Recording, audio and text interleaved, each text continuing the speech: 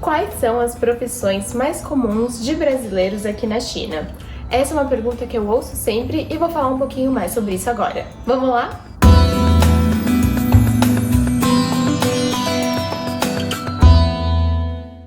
Nos últimos 5 anos, teve um aumento em mais de 50% no número de brasileiros morando aqui na China. Mas quais que são as profissões desses brasileiros? Quais são as profissões mais comuns? Isso é uma pergunta que eu ouço bastante e eu vou falar agora. Tem 3 profissões principais, muito comum quando a gente conversa com vários amigos aqui na China. A primeira delas é... Número 1, piloto de avião. Exatamente. Para minha surpresa, aqui na China tem muitos pilotos de avião brasileiros. Eu particularmente não conhecia nenhum piloto de avião no Brasil. E aqui eu conheço várias pessoas. E é até interessante porque muitos vieram juntos. Então, de repente, trabalhavam em uma mesma empresa aérea lá no Brasil e vieram meio que numa mesma leva aqui para a China. Muito curioso, né? E a segunda profissão que tem muito aqui na China é professor.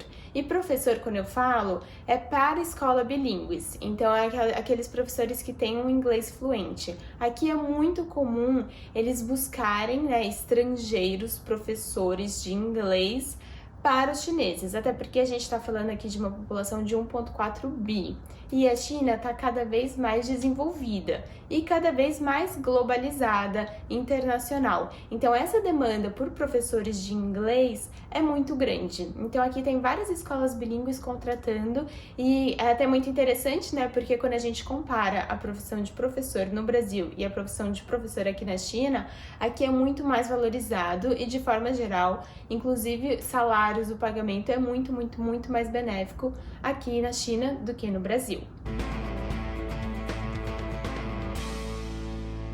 3. É muito comum também brasileiros trabalhando na indústria automobilística aqui na China. E aí, quando eu falo indústria automobilística, pode ser tanto as montadoras, quanto de repente empresas fornecedoras para essas montadoras.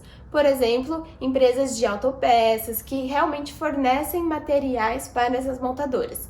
Então é muito comum, conheço muita gente que trabalha nesse setor, então acho que esses 3 setores são os principais. Outras profissões que a gente encontra e que vem crescendo ano após ano, claro, relacionada à tecnologia, afinal a gente está falando de um país super tecnológico que está buscando cada vez mais e mais inovações. A gente encontra também pessoas trabalhando na indústria têxtil, né? A indústria têxtil ela é muito forte quando a gente fala do Brasil e é muito forte aqui na China. Então existem algumas sinergias também em relação a isso. E tem as mais diferentes profissões também por aí.